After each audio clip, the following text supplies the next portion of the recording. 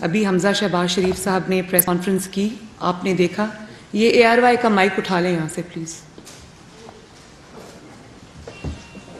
میں کسی black mailer channel کو جو کسی ایجنڈے پہ ہے میں اس کا مائک یہاں نہیں، یہ اٹھا لیں پلیز. Thank you.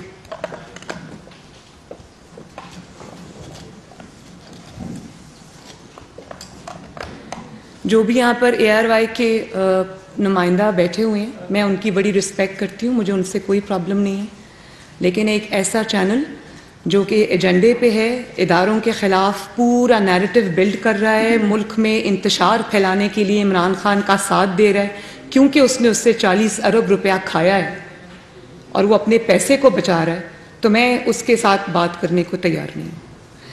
اچھا، یہ جو افسوسناک واقعہ ہوا اس میں سب سے بڑی بیٹی اس کی 11 سال کی ہے، چھوٹا بچہ اس کا 8 ماہ کا ہے.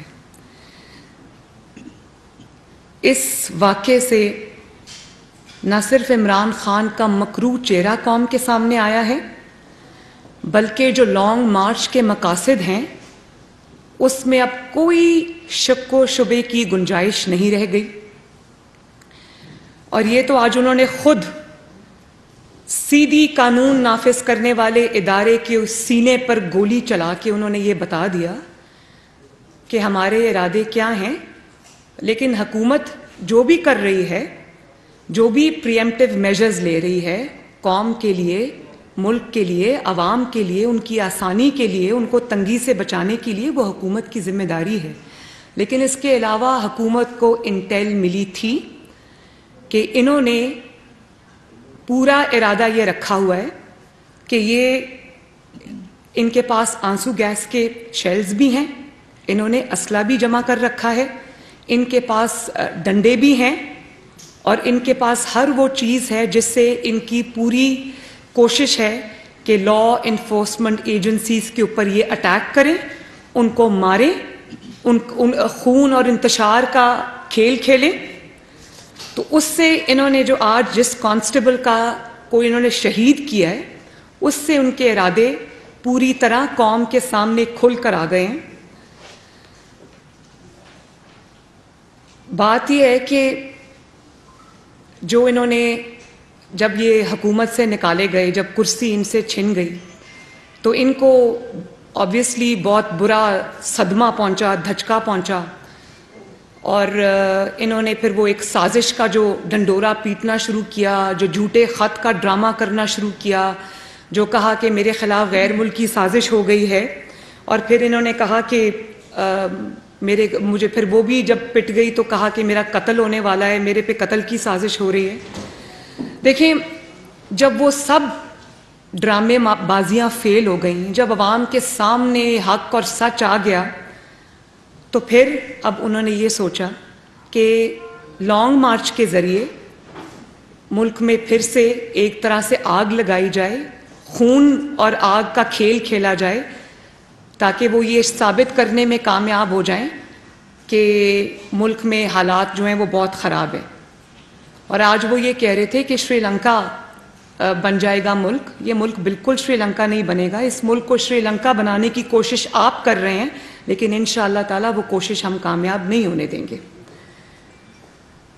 دیکھیں، میں یہ پوچھنا چاہتی ہوں کہ جو آج بچہ شہید ہوا ہے، قوم کا بیٹا کانسٹیبل جو شہید ہوا ہے، اس میں اور مریم نواز میں، حمزہ شہباز میں، یا قاسم اور سلیمان جو عمران خان کے 2 بیٹے ہیں، کیا فرق ہے اس میں؟ فرق یہ ہے کہ وہ عمران خان کے بیٹے ہیں تو وہ باہر رہیں گے، ان کو کوئی ہاتھ نہیں لگائے گا، وہ سیف اور ساؤنڈ ایک انوائرمنٹ میں رہیں گے.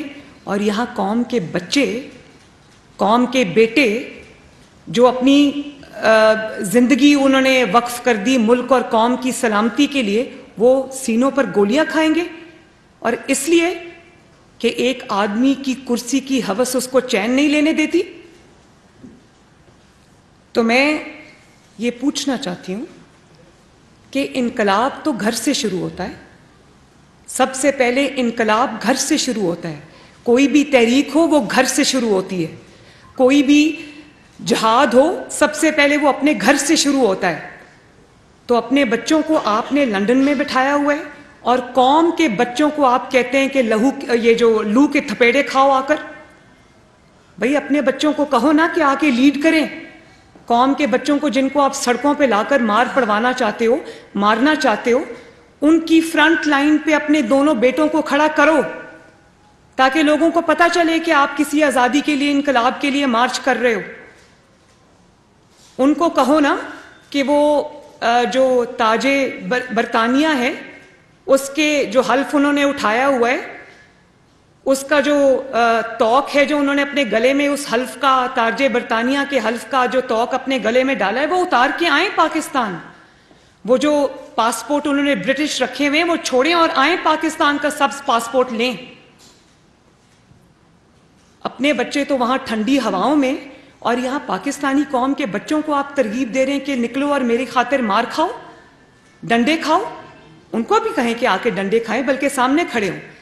میں نے جو تحریک کبھی لیڈ کی ہے, جماعت نے میری ذمہ داری لگائی ہے, چاہے وہ پی ڈی ایم کی تحریک ہو یا وہ کوئی بھی تحریک ہو, تو میں تو پیچھے نہیں ہٹی. میں نے بچوں کو آگے مار کھانے کے لیے نہیں چھوڑ دیا. آگے فرنٹ لائن میں خود ہوتی تھی. میں عورت ہوں لیکن میں نے چوڑیاں نہیں پہنی ہوئی.